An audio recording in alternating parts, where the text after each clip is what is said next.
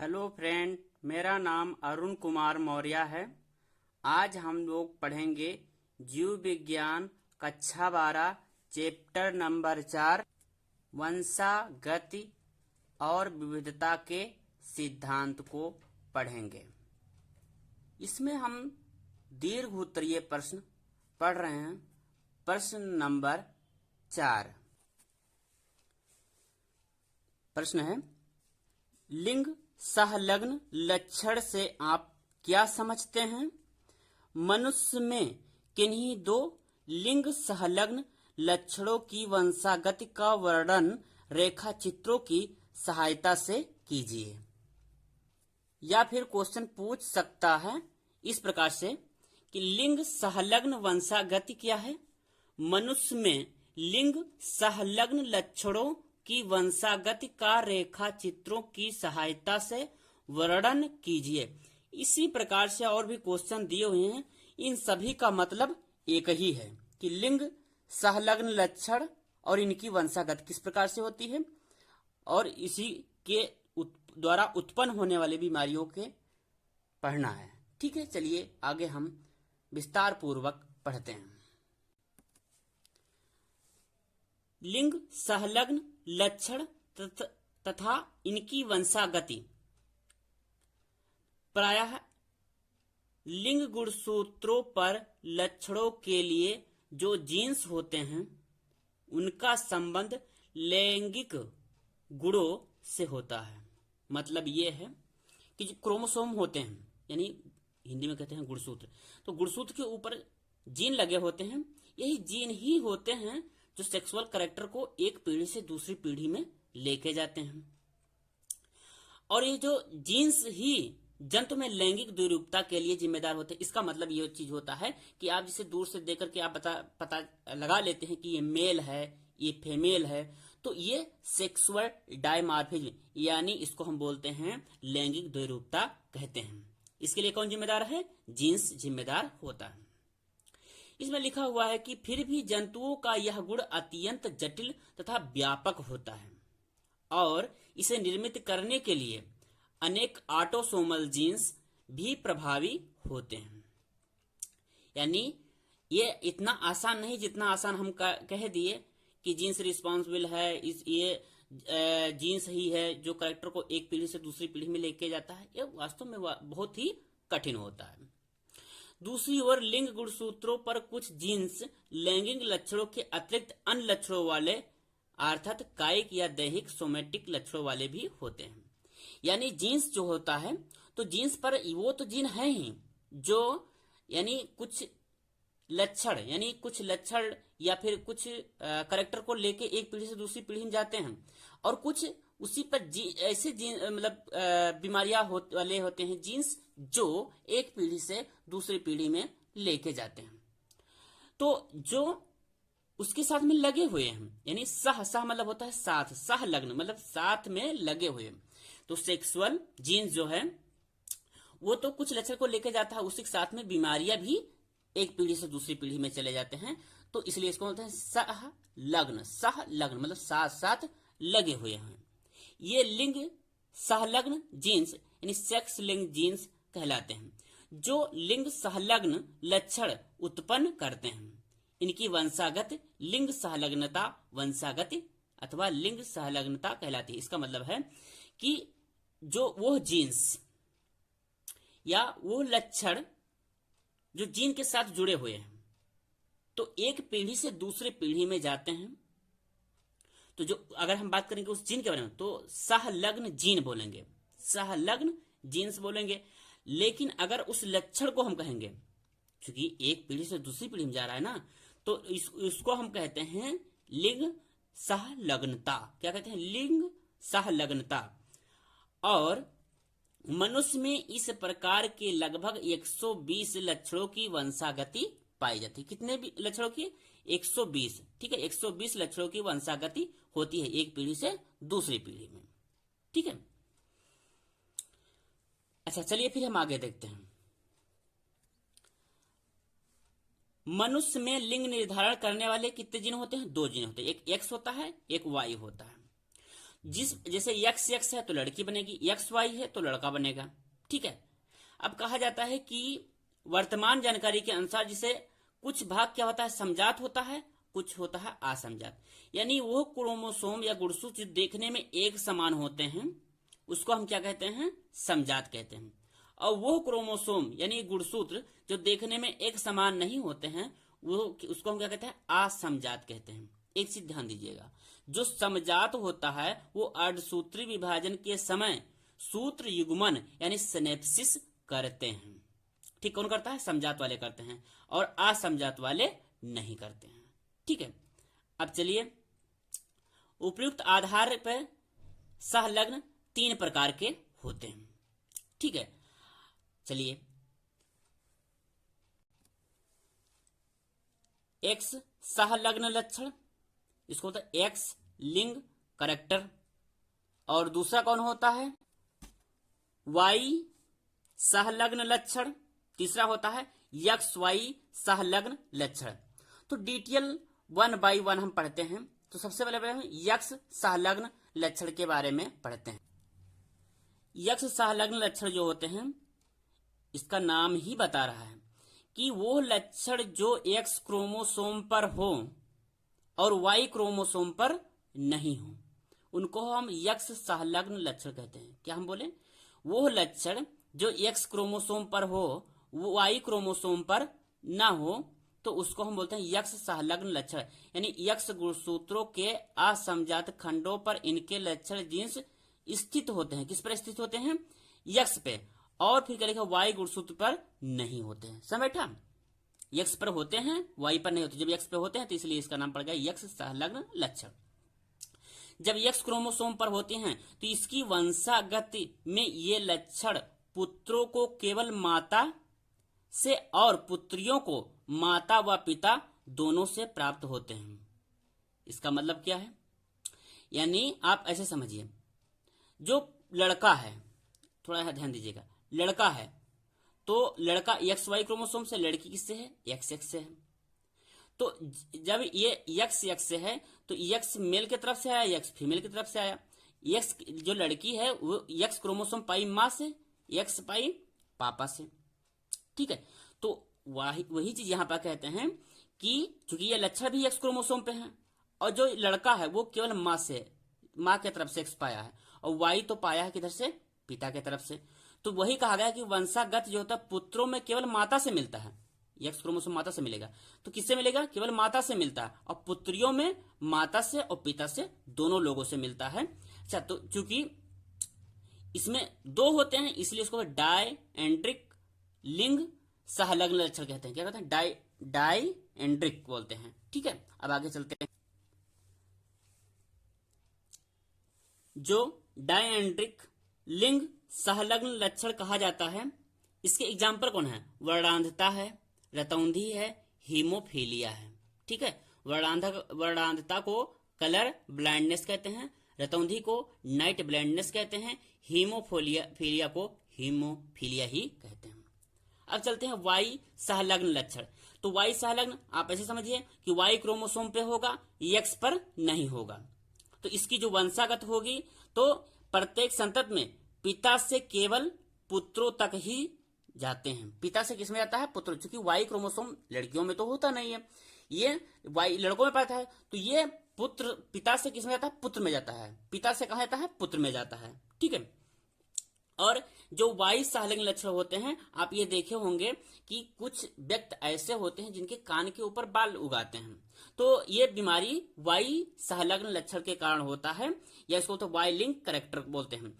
इसका एग्जाम्पल क्या है, कर्ण पल्लवों की हाइपरट्राइकोसिस, यानी कान के ऊपर जो कर्ण पल्लव होता है उसके ऊपर बाल का उग आना कर्ण पल्लव की हाइपरट्राइकोसिस कहते हैं। चलिए फिर देखते हैं यक्स वाई सहलग्न लक्षण। जो यक्स वाई सहलग्न लक्षण होते हैं, यक्स वाई सहलग्न लक्षण होते हैं, ये जीन्स यक्स पर भी होते हैं, वाई पर भी होते हैं। ठीक है। इनकी वंशागति पुत्रों व पुत्रियों में समानतः ऑटोसोमल लक्षणों की भांति होता है। ठीक है। इन्हें अपूर्ण लिंग सहलग्न लक्षण कहते हैं। Incomplete sex link character. क्यों? क्योंकि एक्स वाई दोनों पे है, इसीलिए इसको अपूर्ण लिंग सहलग्न लक्षण कहते हैं। ठीक है, अब चलते हैं कि लिंग प्रभावित लक्षण क्या होते हैं। ठीक है, चलिए आगे डिटेल में देखते हैं।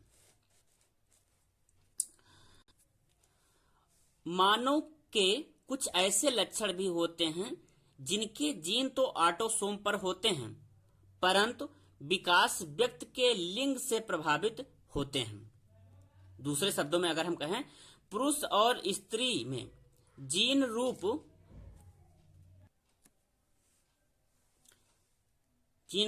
समान होते हुए भी दृश्य रूप भिन्न होते हैं।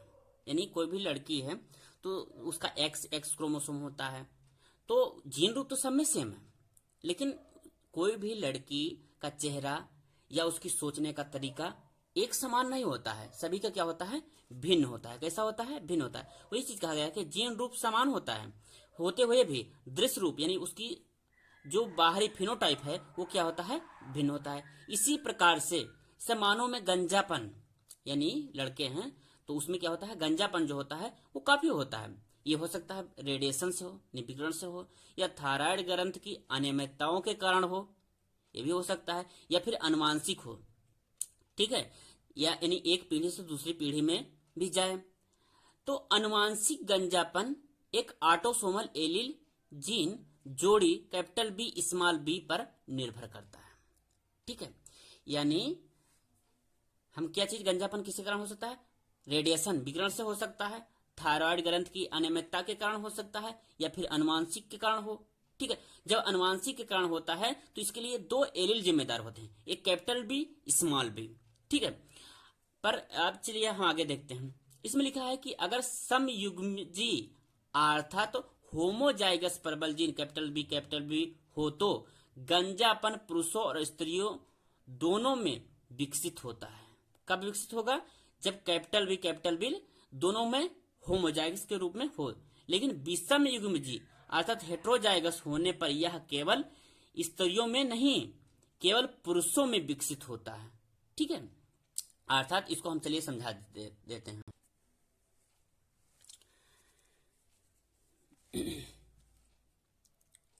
इसे होमोजाइगस बोला गया है ना, तो चलिए हम देखते हैं कि जब समयुग्मी अर्थात होमोजाइगस प्रबल जीन रूप हो तो गंजापन पुरुष स्त्री दोनों में होता है। ये ऐसे होता है जैसे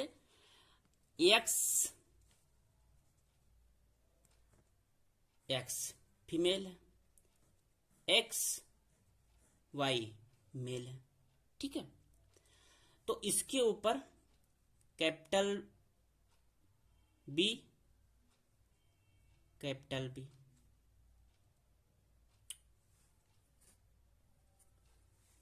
एक काम करते हैं, इसको मेल मान लेते हैं। इसको क्या करें, हम मेल मान ले, एक्स वाई और एक्स एक्स मान ले।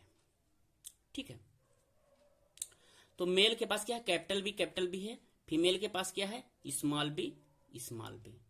तो जब एक समान है तो होमोजाइगस हो गया ना। कैसा है ये, होमोजाइगस हो गया। अब चलिए हम आगे देखते हैं। तो इसमें जब हम क्रॉसिंग और कराते हैं तो क्या चीज बनता है, एक्स एक्स यहां से कैपिटल बी स्मॉल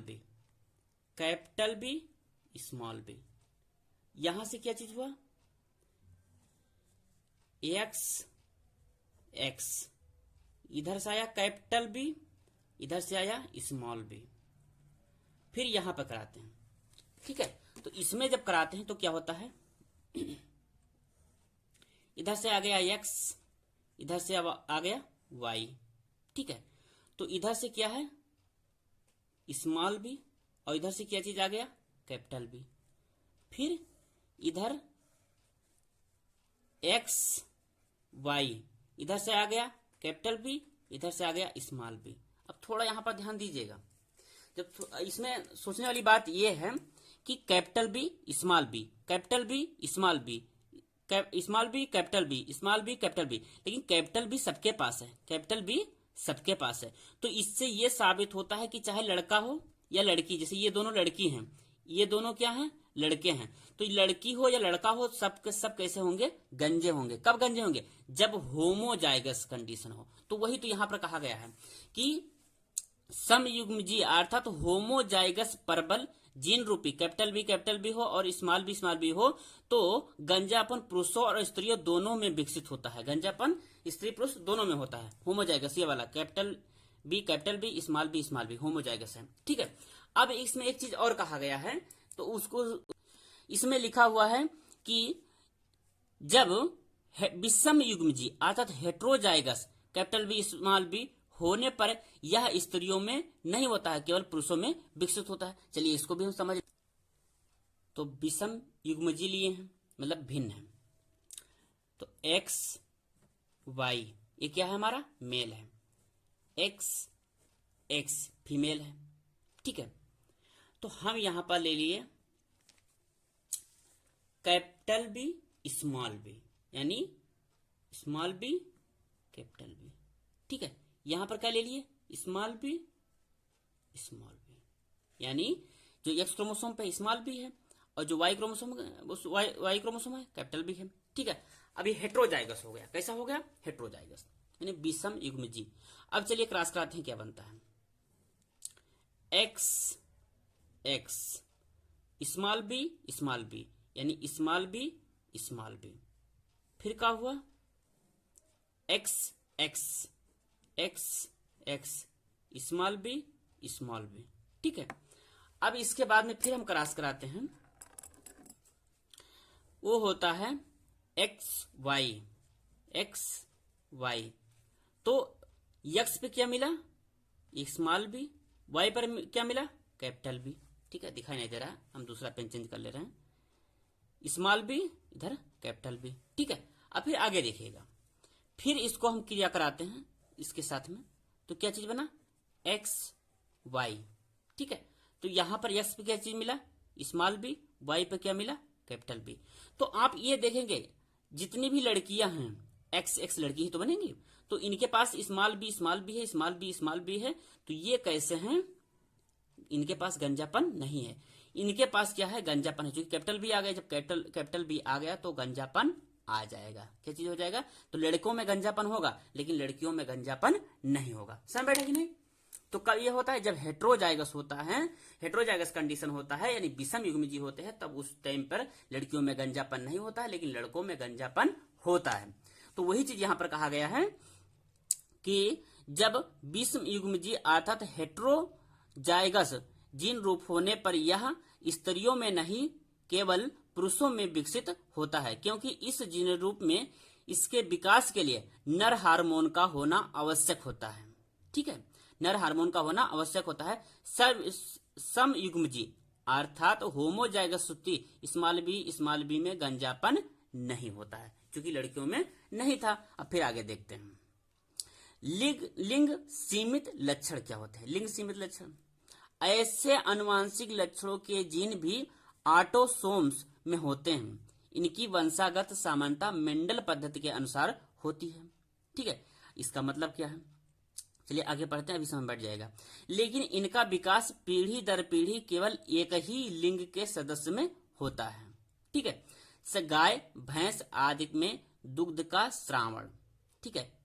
यानी आप ये देखे होंगे कि कुछ लक्षण ऐसे होते हैं, गाय है या भैंस है, कि उसमें दूध का श्रावण जो है कि उसमें कैसी प्रोटीन पाई जाएगी, कितनी प्रोटीन पाई जाएगी। तो कुछ लक्षण वैरायटी होती है, गाय की वैरायटी होती नहीं है कि उसमें जो वो वैरायटी होती है वो इस तरीके से मतलब इतना दूध के लगभग देता है, उसमें इतनी कंटेंट प्रोटीन पाई जाती है। ठीक है। भेड़ों के कुछ जातियां में केवल नर में ही सींग का होना विकास, सींगों का विकास। ठीक है। तो और फिर लिखा है मानव में दाढ़ी मूछ आदि के लक्षण ऐसे ही होते हैं। लिंग सीमित लक्षण होते हैं, ऐसे होते हैं जो केवल एक ही में पाया जाता है। ऐसा नहीं कि मेल फीमेल दोनों में पाया जाएगा, मतलब किसी एक में पाया जाता है किसी एक में नहीं। जैसे कि आप ऐसे समझिए गाय या भैंस, तो उसमें जो फीमेल होगी वो दूध देगी, मेल तो देगा नहीं। या फिर भेड़ की कुछ जातियां केवल नर में ही सींग होती हैं, मादा में नहीं होती हैं। दाढ़ी मूछें किसमें होते हैं? मेल में होते हैं, फीमेल में नहीं होती हैं। प्रायः दो प्रकार के लिंग संलग्न रोगों का अध्ययन भली भांति हुआ है तथा इनकी वंशागत इस प्रकार से होती है। ठीक है, तो पहला बीमारी इसमें क्या है? वर्णांधता की वंशागति। वर्णांधता की वंशागति, इनहेरिटेंस ऑफ कलर ब्लाइंडनेस। वर्णांधता से पीड़ित व्यक्ति जो होगा, इससे पहले लक्षण पढ़ लेते हैं। जो वर्णांधता से पीड़ित व्यक्ति होगा वो लाल हरे रंग में अंतर नहीं कर पाएगा। ये बीमारी होता किसके कारण है? प्रोटीन की कमी से हो सकता है या डाल्टनिज्म की वजह से भी हो सकता है। ठीक है, ठीक है। ये जो होते हैं, ये ऐसे व्यक्ति ट्रेन के ड्राइवर नहीं बन सकते, चित्रकार नहीं बन सकते, पेंटर नहीं बन सकते, वाहन नहीं चला सकते। क्यों? चित्रकार नहीं बन सकते, पेंटर नहीं, वाहन नहीं चला सकते। रीजन ये है कि जब कलर ही नहीं पहचान पाएंगे तो चित्रकार कैसे बनेंगे?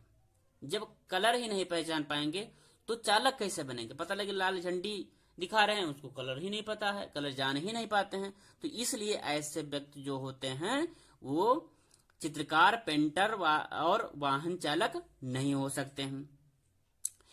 इस बीमारी के जो जीन्स होते हैं वो कैसे होते हैं? अप्रभावी होते हैं। कैसे होते हैं? अप्रभावी होते हैं तथा लिंग गुणसूत्रों से यक्स गुणसूत्र पर स्थित होते हैं। समझ बैठा कि नहीं बैठा? किस पर होते हैं? यक्स गुणसूत्र पर स्थित होते हैं। ठीक है, और रिसेसिव होते हैं। आगे चलिए, वाई गुणसूत्र पर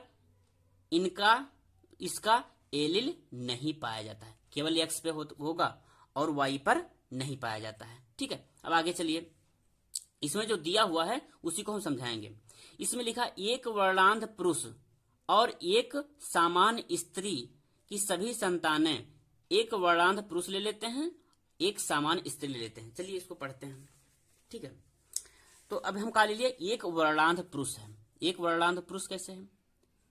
एक्स वाई एक्स एक्स वर्णांध पुरुष है। देखिए पुरुष में अगर एक्स क्रोमोसोम पे कलर ब्लाइंडनेस आ गया, ठीक है, क्या चीज आ गया? यानी डैश ले लेते हैं, कलर ब्लाइंडनेस आ गया, ठीक है, तो वो वर्णांध हो जाएगा। लेकिन फीमेल की एक एक्स क्रोमोसोम पे आएगी तो फीमेल वर्णांध नहीं होगी, वो कैरियर होगी, मतलब उस बीमारी को एक पीढ़ी से दूसरी पीढ़ी में लेके जाएगी। लेडीज के लिए दोनों एक्स क्रोमोसोम पे वो बीमारी का होना जरूरी है। मेल में एक्स पे एक ही पे होगा तो वो वर्णांध हो जाएगा, लेकिन फीमेल में ऐसा नहीं होता। फीमेल में दोनों पे होंगे तब तो वो बीमारी होगी, वर्णांध होगी लड़की। नहीं तो अगर एक पर हो तो वो वाहक होगी, उन्हें उस बीमारी को एक पीढ़ी से दूसरी पीढ़ी में लेके जाएगी। ठीक है, चलिए आगे देखते हैं। जैसे एक्स ये बीमारी है, लड़के में है, ठीक है, तो एक्स एक्स, तो ये लड़की कैसे होगी? कैरियर हो गई। फिर देखिए एक्स एक्स, क्योंकि एक्स इधर पिता की तरफ से मिला, एक्स इधर माता की तरफ से मिला, तो ये दोनों लड़की कैसे होंगी? कैरियर होंगी, मतलब एक पीढ़ी से दूसरी पीढ़ी में बीमारी को लेके जाएंगी। अब देखिए एक्स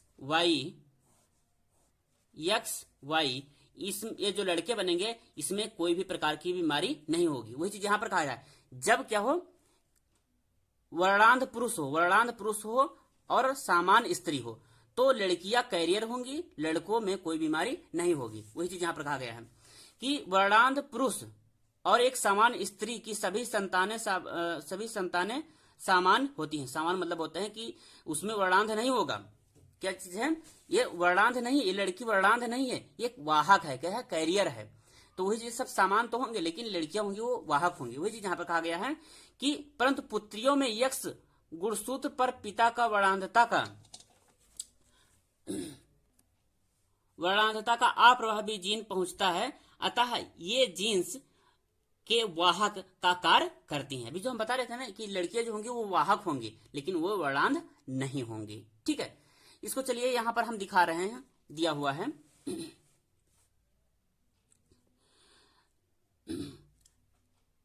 समान स्त्री है और कैसा पुरुष कैसा है? वो वर्णांध है। तो इधर से एक्स क्रोमोसोम आया, इधर से वाई क्रोमोसोम आया, ये ठीक ठाक लड़का है। फिर इधर से एक्स क्रोमोसोम आया, इधर से वाई क्रोमोसोम आया, ठीक ठाक है। अब फिर देखिए इधर से एक्स आया और इधर से एक्स डैश आया तो ये लड़की कैसी हो गई? कैरियर हो गई। इधर से एक्स आया, सॉरी इधर से एक्स आया, इधर से एक्स डैश आया, ये कैसी हो? कैरियर होगी। मतलब ये लड़की है, कैसी है, लड़की है, लेकिन कैसी है, कैरियर है। जब कभी हल्का पीला कलर दिखाई दे, ये समझ लेना कि कैरियर है, मतलब एक पीढ़ी से दूसरी पीढ़ी में बीमारी को लेके जाएगी, यानी बीमारी के वाहक है लड़की। लड़के कैसे हैं, सामान है। ठीक, अब चलिए दोबारा देखते हैं। अब कह रहे हैं कि एक सामान पुरुष है, एक वाहक लड़की के साथ में शादी कराते हैं, तब क्या होगा, चलिए इसको भी देख लेते हैं। एक सामान्य पुरुष है, क्या है, सामान्य पुरुष, यानी एक्स वाई सामान है, और जो लड़की है वो कैसी है, कैरियर है, मतलब एक्स पे है, क्रोमोसोम पे है। तो इसका जब हम क्रॉस कराते हैं एक्स एक्स, फिर कराते हैं एक्स एक्स, ठीक है। तो ये यहां पर एक लड़की जो है वो कैसे मिल गई, कैरियर मिल गई। ठीक है, अब आगे देखते हैं। फिर क्या है, एक्स वाई, फिर क्या हुआ, एक्स वाई। अब यहां पर थोड़ा रफा हो गया कि जब पुरुष सामान है, पुरुष कैसा है, सामान है, सामान है, उस पर कोई बीमारी नहीं है, और जो लेडीज है वो कैसी है, वाहक है, वो कैसी है, वाहक है। तो उसमें एक लड़की सामान्य होगी और दूसरी लड़की वाहक होगी। एक लड़का सामान्य होगा, एक लड़का वर्णांध होगा। वही चीज यहां पर कहा गया है कि जब एक सामान्य पुरुष एक वाहक स्त्री की संतान में जब शादी करते हैं, तो संतान जो होते हैं, संतान में केवल लड़कों में वर्णांधता विकसित होता है। अभी आपको दिखा नहीं, ये जो लड़का है एक लड़के में वर्णांध होता है, लड़कों में वर्णांधता विकसित होता है, तथा एक यक्ष गुणसूत्र पर वर्णांधता का जीन होने पर भी लड़कियों में यह रोग नहीं होता है, परंतु ये वाहक का कार्य करती है। मतलब लड़की तो वर्णांध नहीं होगी, लेकिन जो ये लड़की है ये वाहक का कार्य करेगी। ठीक है, चलिए इसको हम दिखा देते हैं आपको। यहां पर क्या था, सामान्य पुरुष था, वाहक स्त्री थी, सामान्य पुरुष और वाहक स्त्री, ये वाला पुरुष एक्स वाई सामान्य है, स्त्री कैसी, वाहक। पीला कलर हम हल्का पीला आपको बताया नहीं थे, वो कैसा होगा, वो वाहक होगी। ठीक है, अब चलिए देखते हैं। तो इधर से एक्स, इधर से क्या चीज आया, एक्स डैश, तो ये सॉरी इधर से वाई आया, इधर से वाई आया, इधर से क्या आया, एक्स डैश। तो एक्स डैश वाई क्या होगा, लड़का, वो आपका वर्णांध हो गया। फिर इधर से क्या चीज है, वाई आया, इधर से एक्स आया, ये लड़का सामान्य है। इधर से क्या आया, एक्स आया, इधर से एक्स डैश आया, ये लड़की कैरियर हो गई, वर्णांध नहीं है बल्कि कैरियर हो गई। इधर से एक्स आया, इधर से एक्स आया, ये नॉर्मल लड़की है। तो एक लड़का वर्णांध, एक लड़का नॉर्मल, एक लड़की कैरियर निवाहक, एक लड़की नॉर्मल। ठीक है, अब तीसरा केस है कि यदि एक अन्य स्थिति में एक वाहक स्त्री एक वर्णांध पुरुष के साथ सहवास करती है। एक वर्णांध पुरुष है, क्या है, एक वर्णांध पुरुष है, ठीक है, एक वाहक स्त्री एक वर्णांध पुरुष, एक वाहक स्त्री एक वर्णांध पुरुष, एक्स वाई वर्णांध पुरुष हो गया, वाहक स्त्री एक्स एक्स। तो इसमें जब हम क्रॉस कराते हैं तो एक्स एक्स एक्स एक्स दोनों पे होंगे ना, एक्स। अब थोड़ा यहां पर ध्यान दीजिएगा, फिर एक्स वाई एक्स वाई, लेकिन ये कैसे होगी, वो वर्णांध होगी। अब चलिए यहां दिखाते हैं। तो जो लड़की होगी एक कैसी होगी, वाहक होगी, कैसी होगी, एक वाहक होगी, और एक लड़की कैसी होगी, वर्णांध होगी, कैसी होगी, वर्णांध होगी। एक लड़की वाहक, एक लड़की वर्णांध, एक लड़का नॉर्मल, एक लड़का वर्णांध। ठीक है, ये कैसा होगा, वर्णांध होगा। ठीक है, एक लड़का कैसा होगा, वर्णांध होगा। ठीक है, वही चीज यहां पर कहा गया है कि जब एक अन्य स्थिति में यदि एक वाहक स्त्री एक वर्णांध पुरुष के साथ सहवास करती, मतलब साथ साथ रहते हैं, तो होने पर संतानों आधे पुत्र वर्णांध होंगे, मतलब एक वर्णांध होगा और ये कैसे होगा, सामान्य होगा। तो आधे पुत्र कहाँ वर्णांध होंगे, वह आधे सामान्य होंगे। आधी पुत्रियां वर्णांध होंगी, आधी पुत्रियां वाहक होंगी। समझ बैठा कि नहीं बैठा, ना बैठा उसको दोबारा रिपीट करके देख लीजिएगा। सॉरी यहाँ नहीं दिखाई दिया, दोबारा हम समझा रहे हैं। एक अन्य स्थिति में यदि एक वाहक स्त्री एक वर्णांध पुरुष के साथ सहवास करता है तो संतानें आधे पुत्र वर्णांध होंगे, आधे पुत्र वर्णांध होंगे, आधे कैसे होंगे, समान होंगे। नहीं समझ बेटा, दोबारा देख लीजिए। देखिए आधे पुत्र समान है, आधे वर्णांध है, ठीक है, दो ही पुत्र बन रहे हैं, तो ये तो ठीक है, ये कैसा है, वर्णांध है, ठीक है। और एक लड़की वाहक है, एक लड़की वर्णांध है। वही चीज यहां पर कहा गया है कि आधे पुत्र वर्णांध हैं, आधे समान होंगे।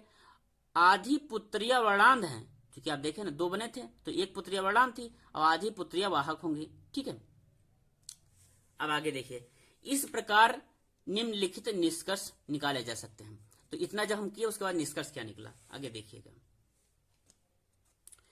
स्त्रियां वर्णांध तभी होती हैं जब वर्णांध के जीन यक्स यक्स गुणसूत्रों पर स्थित होते हैं। यानी आप ऐसे समझिए कि लड़कियां वर्णांध कब होंगी, जब यक्स यक्स दोनों पे वो बीमारी के जीन्स उपस्थित होंगे, तभी लड़कियां वर्णांध होंगी, ठीक है। जैसे यक्स यक्स है तो ये लड़की वर्णांध हो जाएगी, ठीक है। अगर कहीं पर लिखा है यक्स एक्स, केवल ये कहीं पे ये बीमारी के जीन हैं, तो ये लड़की वर्णांध नहीं, ये कैसी होगी, वाहक होगी। कैसी होगी, वाहक। और ये कैसी होगी, वर्णांध होगी। कैसे होगी, वर्णांध। समझ बेटा कि ना बेटा, ये कैसी होगी, वर्णांध होगी। और दूसरा निष्कर्ष, केवल एक यक्स गुणसूत्र पर वर्णांध का जीन स्थित होने पर स्त्री कैसी होगी, वाहक का कार्य करके।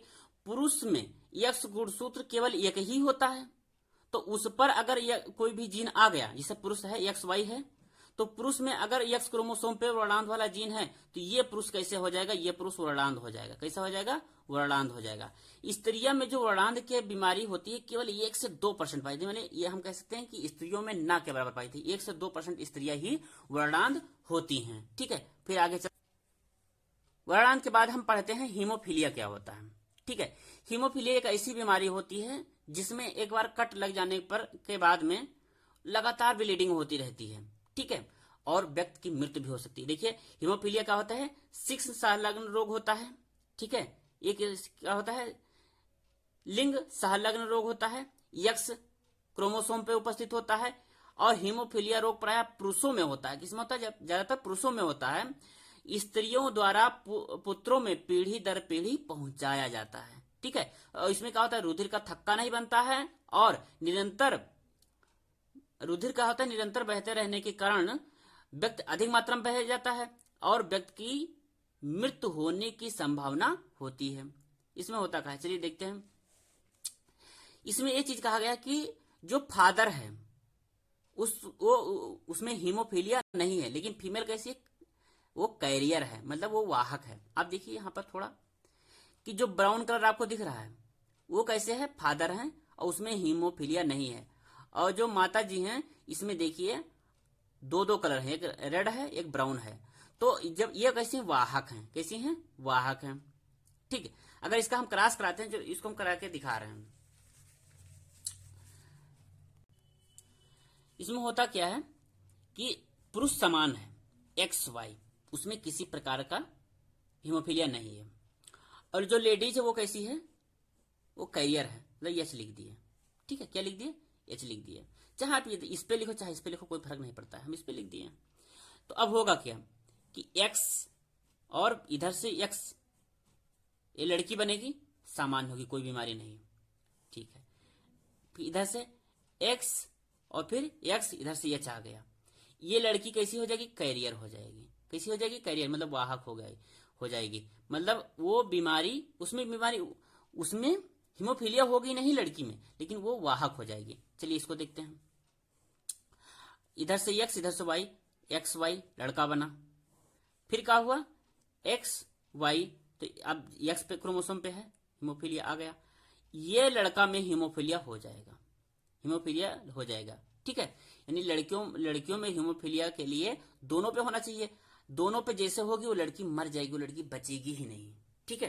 तो इसलिए लड़कियों में हीमोफीलिया नहीं होता, लड़कियां कैरियर होती हैं, वाहक होती हैं, एक पीढ़ी से दूसरी पीढ़ी में पहुंचाते हैं। लेकिन लड़कों में अगर एक्स क्रोमोसोम पे उपस्थित, चूंकि हम पहले बता चुके हैं आपको कि हीमोफीलिया और कलर ब्लाइंडनेस दोनों जो होते हैं एक्स क्रोमोसोम पर पाए जाते हैं, ठीक है। अब इसी के आधार पर यहाँ पर समझाया गया है। चलिए यहाँ पर देखते हैं। तो तो अब ये एक नॉर्मल पुरुष है और फीमेल कैसी कैरियर है। तो इसमें जब एक सन बना, इधर से एक्स और इधर सन बना, तो इधर से वाई आया, इधर से ये वाला एक्स आया, तो एक्स वाई नॉर्मल लड़का हुआ, इसको हीमोफीलिया नहीं है। ठीक है, अब फिर देखिएगा, इधर से एक्स आया, इधर से एक्स आया और इधर से एक्स एच ये वाला आया, तो ये कैरियर का काम करेगी। ये कैसी हो जाएगी? कैरियर हो जाएगी। ठीक है, अब यहां पर देखिए, इधर से एक्स एच आया, माता की तरफ से क्या आया? एक्स के ऊपर एच लगा, हीमोफिलिक है ये, और इधर से वाई आया, तो ये सन क्या हो जाएगा? वो हीमोफीलिया हो जाएगी। इधर से एक्स आया और इधर से भी एक्स आया, इस लेडीज में कोई भी बीमारी नहीं होगी। समझ बैठा कि नहीं बैठा? ठीक है। अरे भाई यहां ना समझ बैठे तो इसको हम इधर समझाएं। यहां देख लीजिए, एक्स वाई पिता नॉर्मल है, एक्स एक्स फिर एक क्रोमोसोम पर एच लगा हुआ, यानी ये जो माता है वो कैसी? कैरियर है। इन दोनों की जब शादी हुई तो लड़का बना, पहले लड़की जो है नॉर्मल है और दूसरी लड़की कैसी? कैरियर है, क्योंकि एक पर एच लगा हुआ है। फिर एक्स वाई, एक लड़का नॉर्मल है, दूसरी जो लड़का है उसके ऊपर एच लगा हुआ, मतलब इस लड़के में हीमोफीलिया है। ठीक है, वही चीज यहाँ पर दिखाया गया है कि एक नॉर्मल एक, तो ये एक देखिए, एक नॉर्मल है, एक लड़का कैसा है? नॉर्मल है, और एक लड़के में क्या है? हीमोफीलिया है। एक लड़की नॉर्मल है, एक कैसी है? कैरियर है। वही चीज तो उसमें समझा है। ठीक है, अब चलिए, हीमोफीलिया के जीन्स रखने वाली स्त्री वाहक का काम करती है। ठीक है, वाहक। जब एक सामान्य पुरुष से विवाह करती है तो उनकी संतानों में पुत्रियां सामान्य अथवा हीमोफिलिक वाहक होंगी। ठीक है, इनमें यह रोग स्पष्ट नहीं होता है क्योंकि हीमोफीलिया के जीन्स अप्रभावी होते हैं, किंतु पुत्री सभी पुत्र नहीं। ठीक है, आगे देखिए, में हीमोफीलिया रोग के लक्षण हो सकते हैं। अभी नहीं समझ, देखिए, किंतु पुत्र जो होते हैं, पुत्र में हीमोफीलिया के रोग के लक्षण हो सकते हैं, लेकिन सभी पुत्रियों में नहीं। पुत्र वाहक नहीं हो सकते। क्यों? क्योंकि पुत्र के पास एक ही एक्स क्रोमोसोम होता है, जिससे उसके ऊपर आएगा वो हीमोफिलिक हो जाएगा। ठीक है, ये लाइन बहुत बढ़िया है कि दोनों जीन्स हीमोफीलिया के होने पर स्त्री प्रायः जीवित नहीं रह सकती, फिर भी उससे संभावित संतानों में लड़के सभी हीमोफिलिक होंगे, किंतु सभी लड़कियां वाहक होती हैं। ठीक है, यानी इसका कहने का मतलब यह है कि जो लड़कियां हैं तो लड़कियां वाहक हो सकती हैं। ठीक है, लेकिन लड़के वाहक नहीं हो सकते हैं। जो लड़कियां होती हैं उसमें हीमोफीलिया होगी नहीं, जिसे वो हीमोफीलिया होगी, जैसे एक्स, इसे आप ऐसे समझिए कि एक्स है, ये लड़की है, अगर दोनों पे एच लग गया तो वो लड़की मर जाएगी, वो बचेगी ही नहीं। ये क्या हो जाएगी? मर जाएगी। कौन मर जाएगी? लड़की, ये मर जाएगी। ठीक है, लेकिन लड़की अगर एक्स है, अगर ये कही है तो ये लड़की वाहक होगी। कैसी होगी? वाहक होगी, और ये जिंदा रहेगी। क्या हो जाएगी? ये जिंदा रहेगी। ये कहने का मतलब है। ठीक है, ठीक है, थैंक यू, धन्यवाद। फिर अगले वीडियो में मिलते हैं।